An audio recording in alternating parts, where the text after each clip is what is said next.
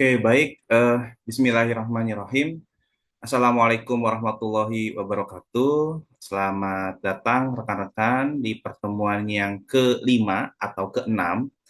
Di sini saya sebut lima atau keenam karena kita akan melihat ya secara schedule bahwa nanti apabila teman-teman bisa offline maupun online itu menyesuaikan dengan waktu rekan-rekan. Saya menyerahkan keputusan ke rekan-rekan untuk pertemuan kelima dan keenam ini. Apabila salah satunya itu offline, maka kita bisa dahulukan pertemuan enam karena kita akan membahas terkait dengan konsep learning.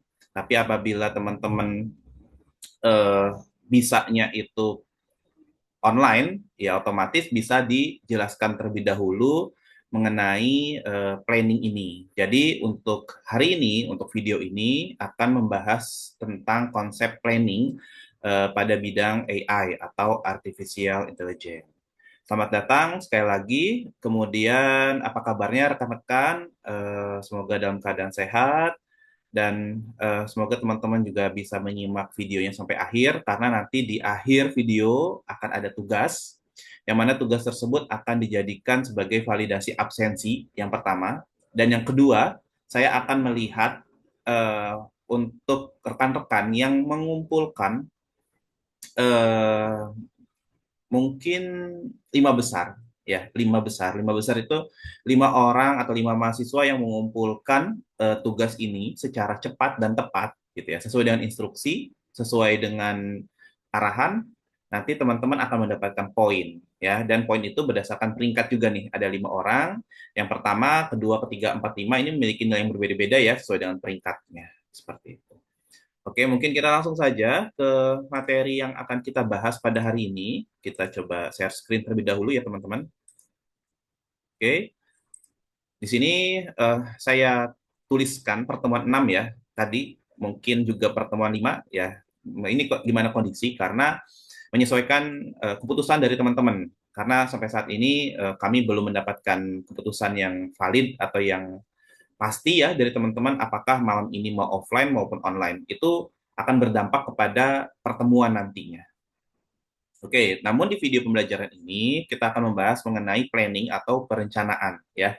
Mungkin di sebelumnya di pertemuan 4 sudah kita bahas mengenai konsep searching ya atau pencarian. Kemudian metodenya ada kita bahas di video pembelajaran ini saja. Ada breadth first search, ada deep first search, ada ASTAR gitu ya, ada greedy search dan teman-teman juga membahas graph gitu ya. Teman-teman bisa memahami graph itu secara umum ada dua jenis, ada jenis yang graph tree atau graph network atau graph bebas dan seterusnya. Kemudian ada nilai heuristik ya, mungkin teman-teman bisa mereview kembali. Nilai heuristik adalah nilai yang itu didapatkan dari estimasi dan dapat dilihat dari sudut pandang lain untuk mendapatkan nilai yang mendukung dari hasil studi kasus permasalahan ya.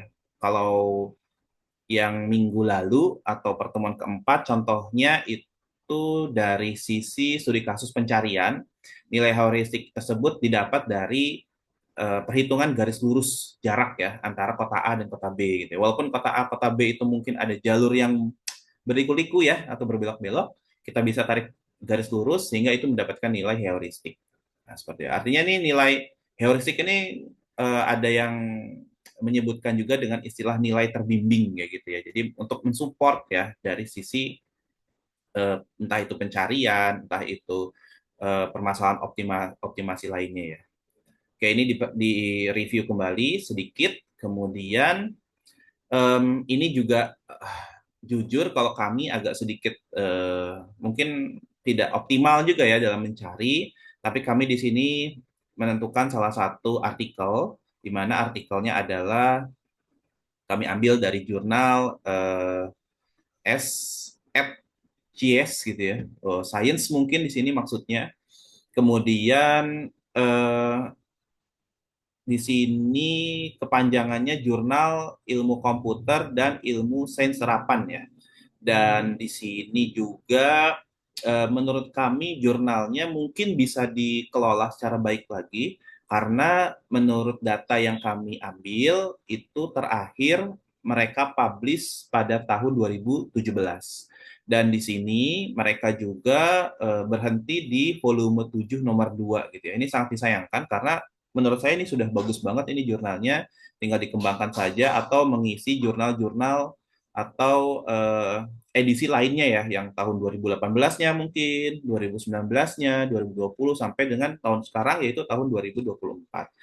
Dan artikel yang kami pilih di sini judulnya adalah optimasi perencanaan pengambilan mata kuliah dengan metode goal stack planning. Jadi salah satu metode komputasi yang diusulkan dalam kasus planning di sini adalah goal stack planning ya.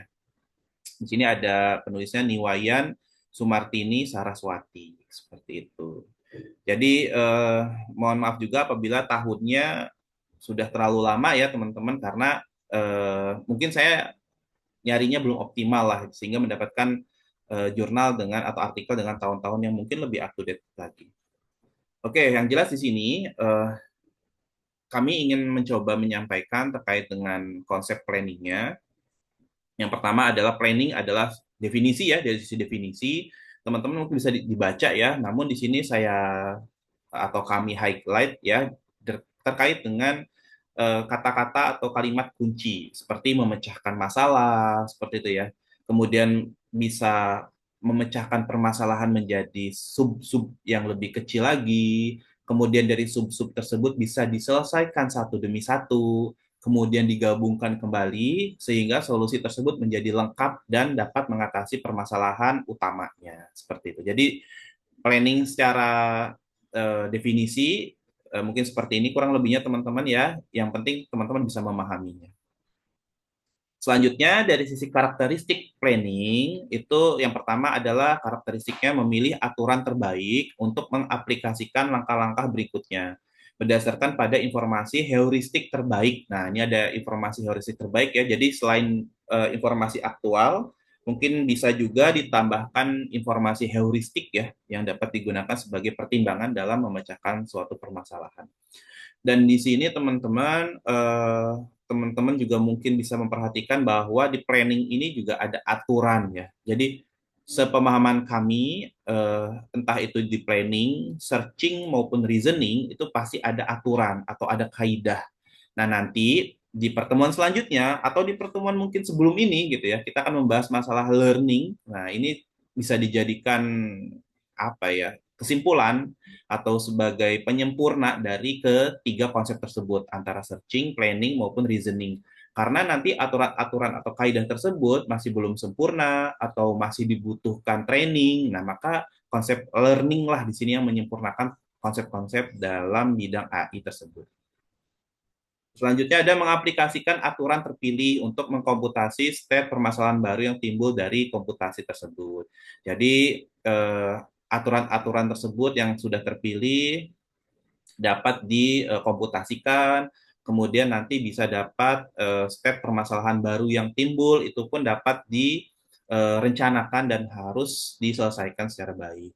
Kemudian mendeteksi apakah solusi telah didapatkan seperti itu. Ini karakteristik dari sisi planningnya ada mendeteksi apakah solusi telah didapatkan karena itu bisa menjadi akhir ya atau bisa menjadi pemberhentian dari sebuah proses apabila solusi telah didapatkan. Kemudian mendeteksi jalan buntu sehingga hal ini dapat dihindari gitu. Jadi bisa kalau planning itu ya sifatnya ya harus bisa mendeteksi ya tadi jalan-jalan buntu ya.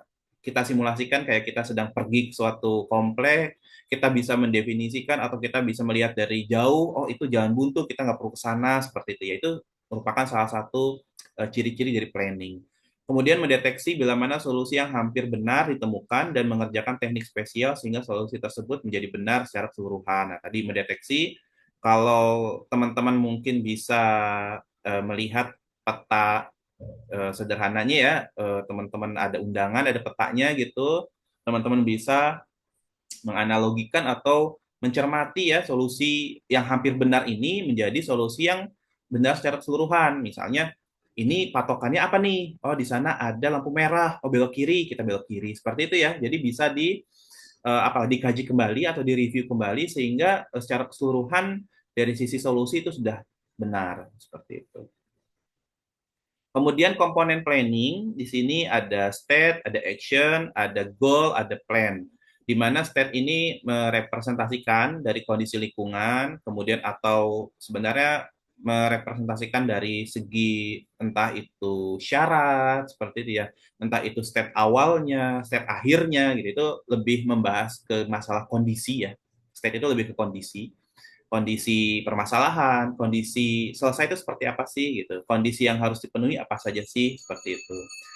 Kemudian adanya action ya atau adanya tindakan atau langkah atau gerakan yang dapat dilakukan agen untuk mengubah keadaan. Seperti action itu ya tindakan ya, proses yang perlu dilakukan atau step by step-nya gitu untuk dapat mengubah keadaan atau untuk dapat mengatasi permasalahan yang diusulkan atau yang terdapat seperti itu.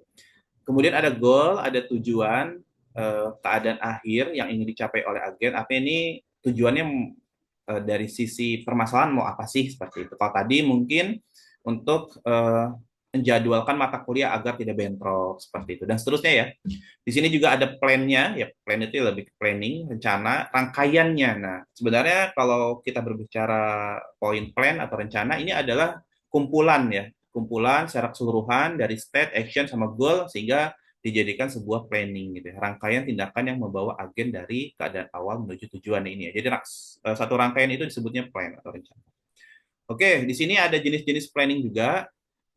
Teman-teman bisa perhatikan ada classical planning, ada non deterministik gitu ya, ada probabilistik gitu, ada hierarchical dan seterusnya. Mungkin hierarchical ini sangat familiar teman-teman ya di AHP ya, analytical hierarchical, hierarki gitu, karena bentuknya terstruktur seperti itu.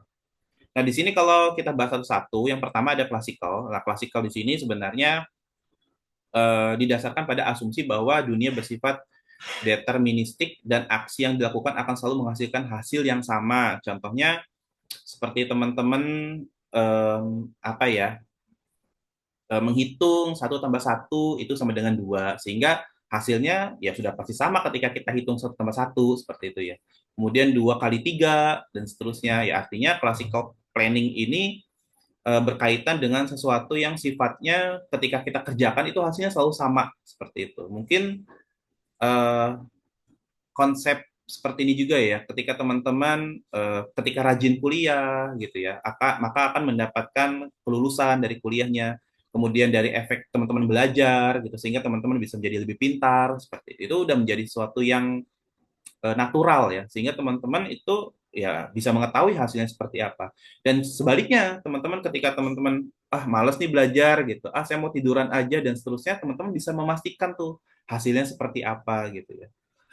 Kemudian kalau non deterministik itu kita nggak tahu nih ke depannya seperti apa gitu ya. Jadi bentuk planningnya seperti teman-teman memilih suatu kampus mungkin gitu ya, atau memilih sebuah program studi, kemudian teman-teman memplanningkan ke depannya seperti apa gitu ya. Kemudian teman-teman bisa memplanningkan bahwa kalau saya kuliah di sini, kemudian saya bisa menyusun perkuliahan atau bisa menyusun mata kuliah seperti ini, kemudian melakukannya secara baik. Tapi kalau misalkan di tengah-tengah itu ada mungkin ya sifatnya dinamis gitu ya, teman-teman ngerasa saya sedikit mau bolos gitu, atau saya merasa sedikit ada males lah gitu, mungkin kita ini bisa disebut non deterministik ya, karena belum tahu nih ke depannya ntar seperti apa gitu atau hasilnya seperti apa, karena teman-teman bisa menggabungkan antara mungkin ini ya, kita berbicara sederhananya dari kata rajin dengan kata malas gitu ya. Teman-teman menggabungkan, kita nggak tahu nih ke depannya nih bisa lulus atau enggak gitu kan. Maka daripada itu ini sifatnya yang non deterministik atau yang tidak bisa diubah ya, atau bukan tidak bisa diubah, atau ini tidak bisa ditebak gitu ya. Kalau untuk non deterministik gitu. Karena satu aksi dapat menghasilkan beberapa kemungkinan hasil. Nah, seperti itu ya. Kalau ini sifatnya berarti teman-teman melakukan sesuatu tapi hasilnya belum diketahui apa seperti itu. Kita cari analoginya aja mungkin ya. Kalau yang tadi sepertinya masuk klasikal ya, classical planning ya. Kalau teman-teman rajin itu dapat nilai bagus mungkin. Kemudian apabila teman-teman ngerasa males gitu, teman-teman dapat nilai yang nggak bagus. Nah, itu mungkin classical planning ya. Tapi kalau satu aksi, tapi belum tentu nih hasilnya apa, mungkin teman-teman seperti halnya berangkat dari rumah ke kampus melalui jalan-jalan yang entah itu banyak alternatif ya. Dan itu kita tidak tahu eh, hasilnya seperti apa, entah telat, entah tepat waktu, entah mungkin lebih duluan dibanding dosennya dan seterusnya. Itu mungkin sifat dari non deterministik ya. Contoh dari yang poin kedua ini.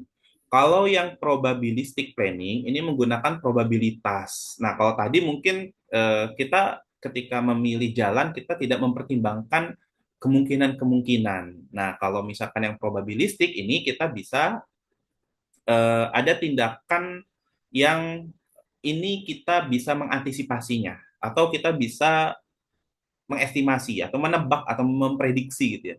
Kalau saya lewat Royal gitu, misal ya, kemudian di jam-jamnya orang berbelanja, mungkin saya akan kena macet seperti itu. Itu masuknya ke probabilistik gitu. Kalau yang non deterministik tadi sifatnya dia tidak ada estimasi. Dia langsung melakukan suatu tindakan, kita nggak tahu tuh hasilnya seperti apa. Kalau klasikal hasilnya sama, non deterministik itu kita nggak tahu hasilnya seperti apa.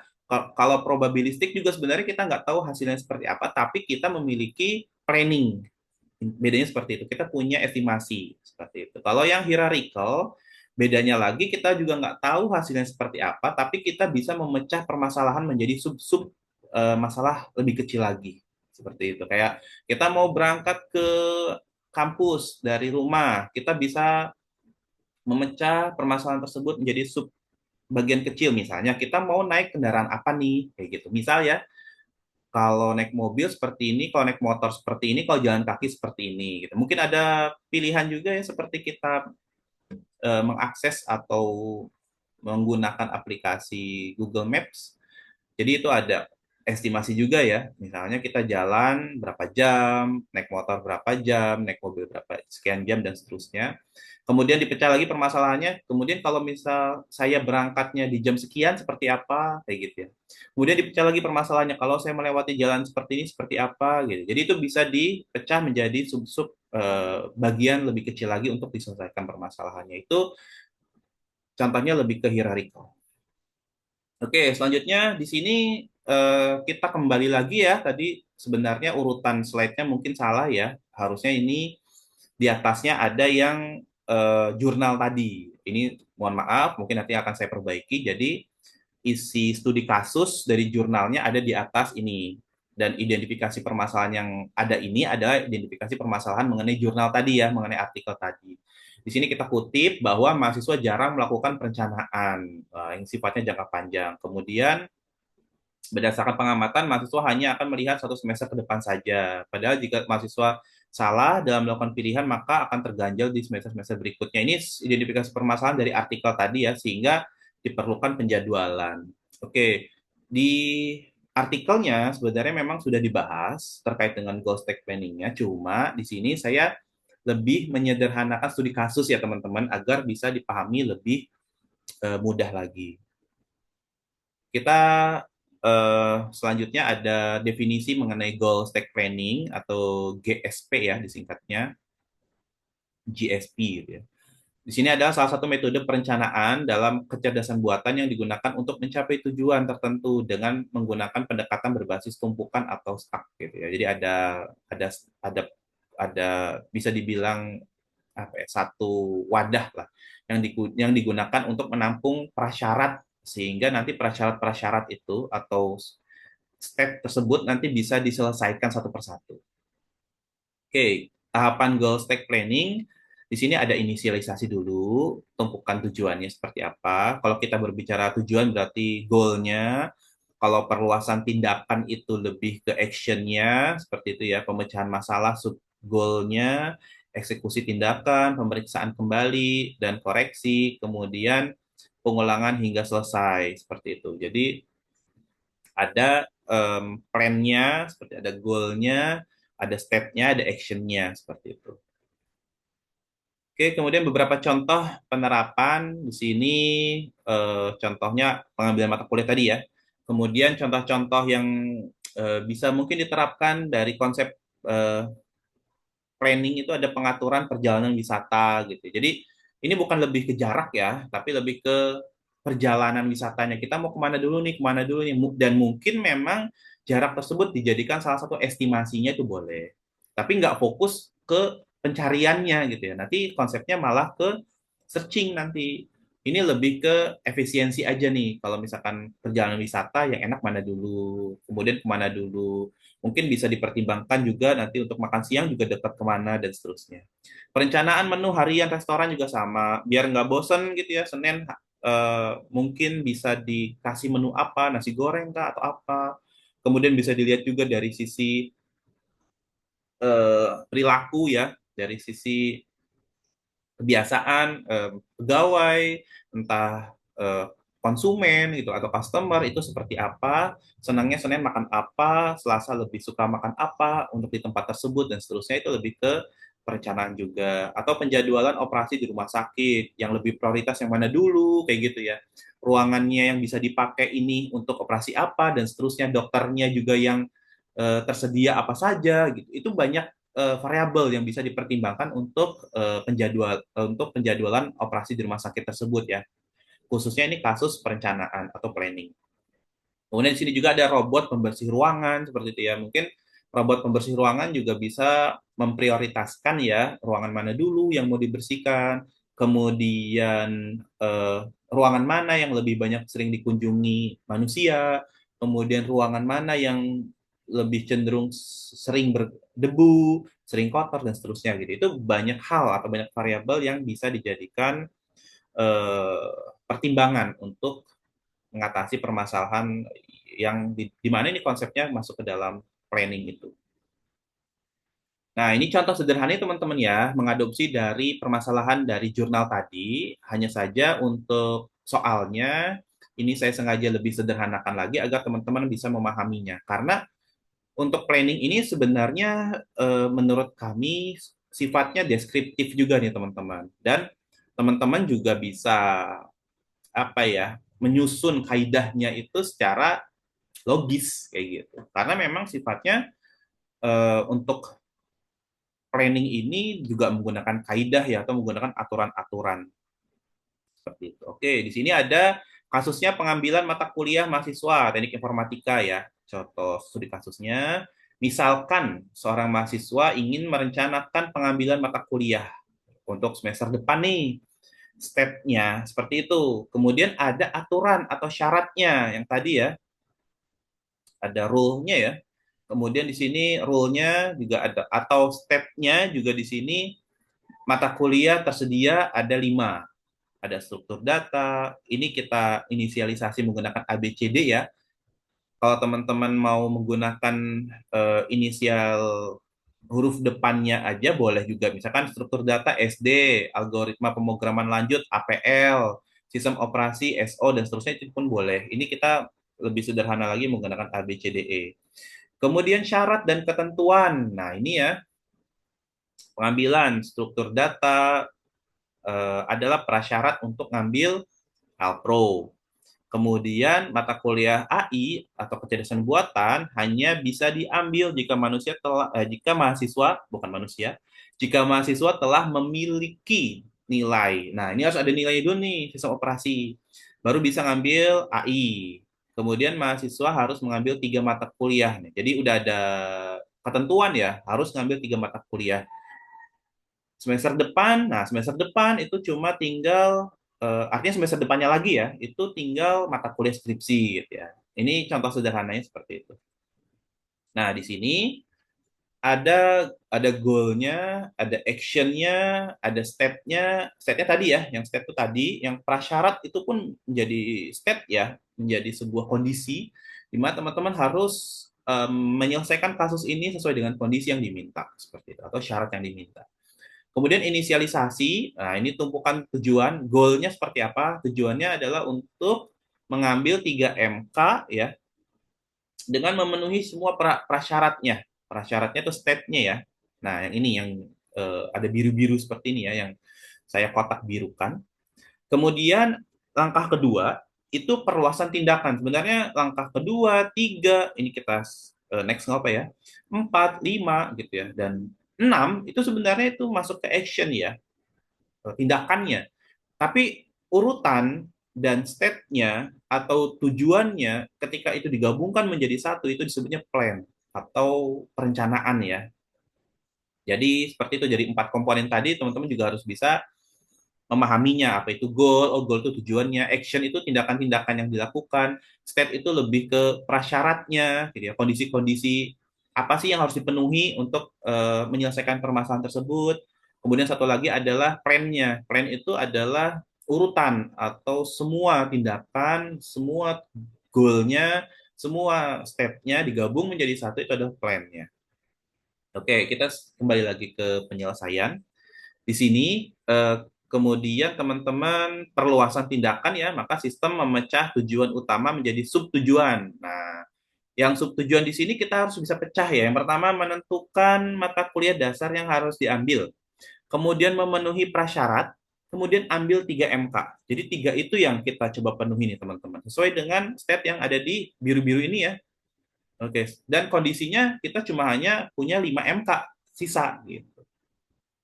Oke, kemudian kita buat tumpukan atau stacknya tadi atau stacknya di sini menentukan mata kuliah, memenuhi prasyarat, mengambil 3 MK.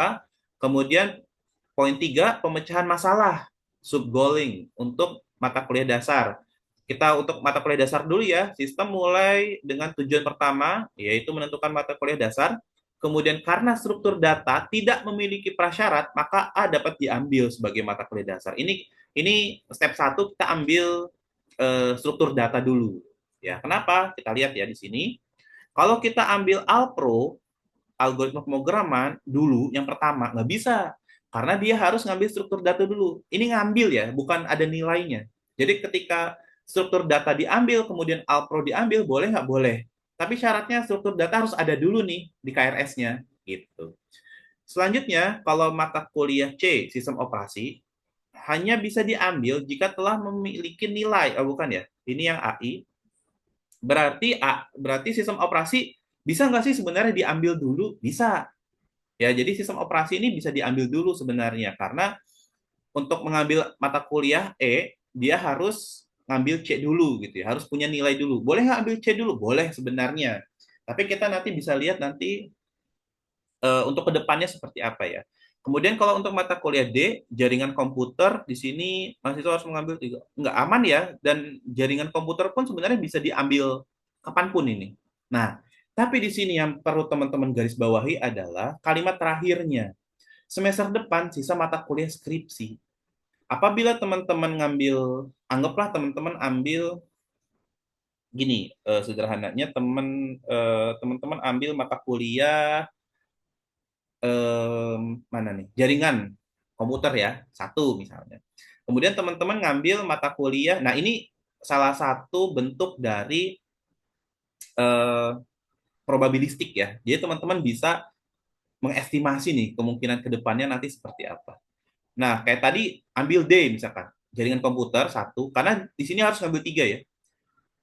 Ambil ambil jaringan komputer, kemudian mau ngambil apa? Contohnya ngambil jaringan komputer boleh, kemudian ngambil sistem operasi misalkan. Kemudian ngambil struktur data. Ya boleh sebenarnya gitu. Tapi ini menjadi nanti ke depannya bahwa teman-teman masih ada sisa mata kuliah skripsi. Nah, jadi harus bisa di apa ya, optimalkan nih, untuk bisa dioptimalkan agar teman-teman pada saat ambil mata kuliah skripsi tidak terhambat dengan MK-MK lain lah. PR-nya di situ. Jadi kalau menurut kami gitu ya, untuk mata kuliah dasarnya kita ambil struktur data terlebih dahulu ya, yang tidak memiliki prasyarat, intinya seperti itu.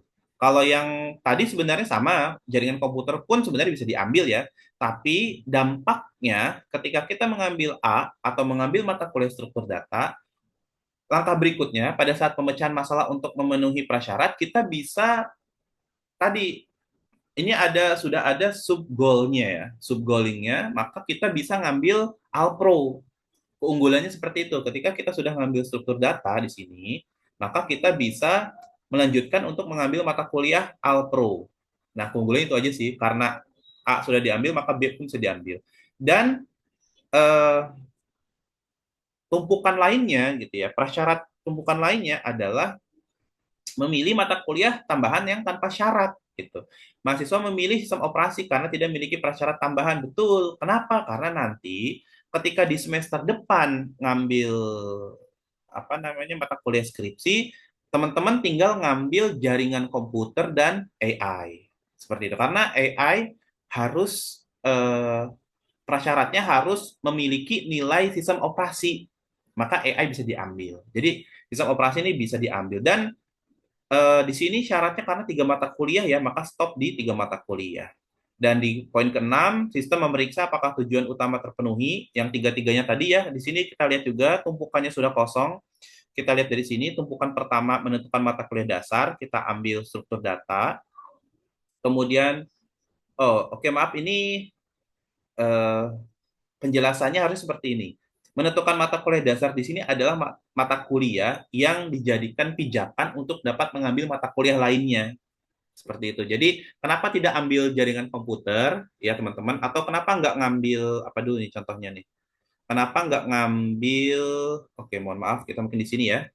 Misalnya gini, kenapa sih kita nggak ngambil sistem operasi? Karena sistem operasi itu menjadi prasyarat kecerdasan buatan. Nggak bisa dong, gitu ya. Jadi, eh, permasalahannya di sini adalah memiliki nilai sistem operasi. Maka itu sebenarnya menjadi pijakan juga ya. Yang jadi kalau teman-teman di sini jadi konsepnya teman-teman ketika memilih em, nilai atau memilih mata kuliah sistem operasi boleh nggak Pak? Boleh. Dengan asumsi teman-teman itu menjadi pijakan bahwa di semester depan akan mengambil mata kuliah kecerdasan buatan itu boleh. Itu menjadi mata kuliah dasar nggak Pak sebenarnya? Bisa juga gitu. Asumsinya sebenarnya kembali lagi ke studi kasus ya itu dipersilahkan. Jadi misalkan teman-teman ngambil C dulu boleh nggak Pak sebagai mata kuliah dasar? Bisa. Tapi kalau misalkan ngambil jaringan komputer, boleh nggak sebagai mata kuliah dasar? Enggak, karena di sini tidak ada syarat atau prasyarat yang menyatakan bahwa MK jaringan komputer ini sebagai pijakan MK lain seperti itu. Maka di sini asumsinya mata kuliah dasar adalah MK yang digunakan sebagai prasyarat untuk dapat mengambil MK selanjutnya. Jadi kalau C dulu diambil boleh nggak? Boleh juga sebagai mata kuliah dasar. Kemudian, tapi kita lihat juga nih, memenuhi semua prasyarat ya, memenuhi semua prasyarat. Yang di sini yang ada prasyaratnya adalah struktur data. Dan ini pun sebenarnya prasyarat juga sih, tapi permasalahannya untuk kecerdasan buatan harus punya nilai dulu nih. Kan kalau ngambil doang nggak langsung dapat nilai kan di KRS, maka kecerdasan buatan belum bisa diambil. Maka apa nih yang bisa memenuhi persyaratan? Oh, yang A boleh juga. Jadi kalau teman-teman punya solusi atau jawaban lain pun boleh ya, karena sifatnya planning ini tidak baku ya teman-teman. Artinya tidak baku ini ada kemungkinan solusi-solusi lainnya. Ya, jadi jangan sampai teman-teman punya sudut pandang atau menyatakan, oh hasilnya tuh baku seperti ini, nggak ada hasil lain gitu. Seperti halnya 1 tambah 1 sama dengan 2. Nah, ini tidak seperti itu. Dan selanjutnya, teman-teman bisa melihat dari mata kuliah atau syarat-syarat lainnya. Di sini ada memenuhi semua prasyarat, maka ambil MK yang memenuhi syarat. Misalkan teman-teman ambil struktur data. Karena di sini untuk mengambil struktur data, untuk mengambil mata kuliah, bukan struktur data ya, mata kuliah Alpro, teman-teman harus ngambil mata kuliah struktur data dulu. Maka ini bisa dijadikan salah satu solusi untuk memenuhi stucknya ya, atau tumpukannya. Setelah selesai baru satu lagi mengambil mata kuliah ya, ambil mata kuliah yang ini dong, Alpro dong. Setelah struktur data diambil, Alpro dong seperti itu. Kenapa? Karena kalau struktur datanya diambil, kemudian nanti Alpro-nya ya ini karena prasyarat untuk ngambil saja, bukan untuk nilai. Maka ini bisa dimanfaatkan oleh teman-teman seperti itu. Ya ini versi jawaban kami. Kalau teman-teman punya jawaban lainnya silahkan ya. Dan yang paling penting adalah memenuhi syaratnya aja gitu dan sesuai dengan urutan. Kayak menentukan mata kuliah dasar gitu ya. Mungkin di sini asumsi saya di awal mata kuliah dasar ini ya mata kuliah struktur data saja gitu ya menjadi pijakan. Oh ternyata tadi ada mata kuliah sistem operasi misalkan itu pun boleh. Kemudian mengambil 3 mata kuliah ya. Setelah itu selesai, kalau kami di sini ngambilnya ABC saja. Jadi struktur data, kemudian Alpro, satu lagi sistem operasi. Karena sistem operasi nanti harus dapat nilai dulu nih. Ini bisa dibilang wajib ya teman-teman, karena di semester depan kita cuma mau ngambil skripsi sama mata kuliah AI dan jaringan komputer nantinya. Seperti itu.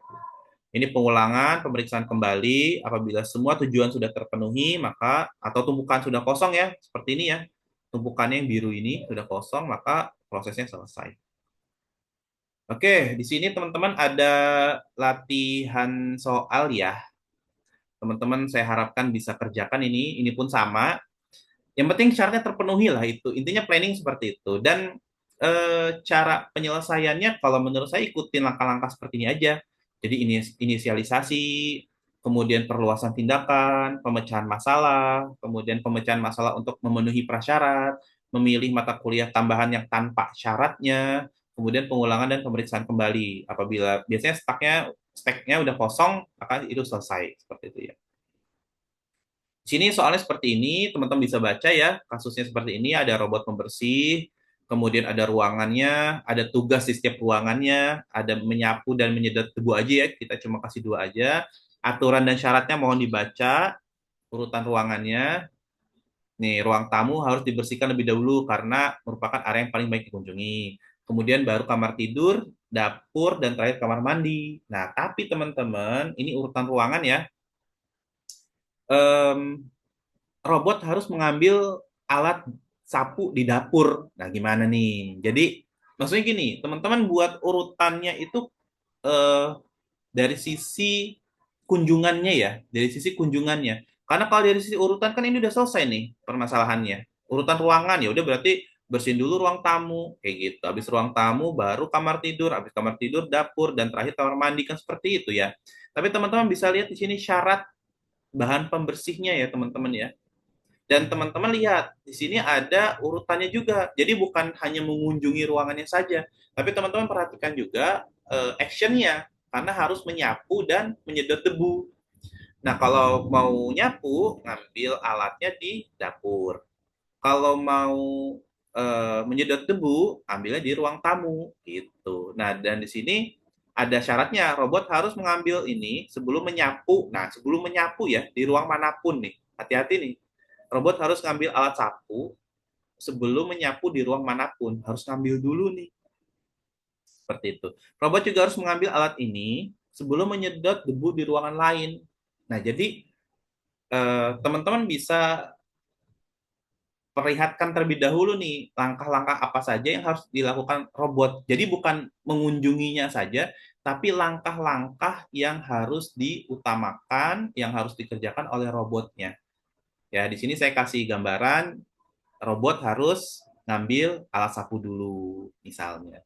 Kemudian robot harus ngambil penyedot debu dulu. Apakah bisa robot ini mengerjakan dua sekaligus? Di sini studi kasusnya, coba kita baca dulu ya. Beberapa ruangan tugas robot adalah membersihkan seluruh dengan beberapa aturan tambahan. Oke, di sini asumsinya, mohon diperhatikan teman-teman, robot ini hanya bisa mengerjakan satu pekerjaan. Jadi nggak bisa sekaligus ya, nyapu sembari nyedot juga gitu ya. Pekerjanya multitasking gitu, nggak bisa ya. Kita analogikan seperti itu. Jadi robot mungkin hanya bisa melakukan antara salah satunya, mungkin menyapu atau menyedot debu. Silahkan, saya serahkan ke teman-teman bagaimana cara menjawabnya. Tapi saya paling ngecek dari sisi syarat sama dari sisi tindakan yang perlu dilakukan terlebih dahulu, gitu ya. Sampai dengan di sini soalnya membersihkan seluruh ruangan sesuai urutan dan syarat yang ada sampai dengan mengembalikan alat sapu dan alat penyedot debu ke ruangannya masing-masing ya. Seperti itu. Eh, Kasusnya seperti itu. Jadi teman-teman harus selesaikan sesuai dengan syaratnya, sesuai dengan urutan langkahnya, apa yang harus dikerjakan. Dan ingat, yang dikerjakan hanya salah satu, bukan hanya salah satu, nggak bisa dua-duanya sekaligus. Jadi harus satu persatu. Mau nyapu dulu boleh, mau nyedot debu dulu silakan gitu ya. Yang jelas versi jawaban teman-teman. Kemudian di sini yang perlu diperhatikan bagaimana sampai dengan alat pembersih tersebut kembali lagi ke ruangannya. Seperti itu ya, teman-teman. Mungkin itu yang bisa disampaikan pada pertemuan kali ini. Kami mohon maaf yang sebesar-besarnya apabila banyak sekali kekurangan maupun kesalahan ya. Mungkin tadi ada penjelasan yang memutar-mutar gitu ya, atau berputar-putar. Contohnya tadi yang pas kasus untuk mata kuliah tadi, karena konsepnya ternyata ya sebagai pijakan tadi sistem operasi juga bisa seperti itu ya, dan seterusnya. Saya mohon maaf, kami mohon maaf apabila ada kekurangan dan kesalahan. Mungkin itu saja yang bisa kami sampaikan di video pembelajaran hari ini. Kami tutup perkuliahannya. Billahi taufik walhidayah. Wassalamualaikum warahmatullahi wabarakatuh. Salam sehat buat teman-teman semua ya. Terima kasih.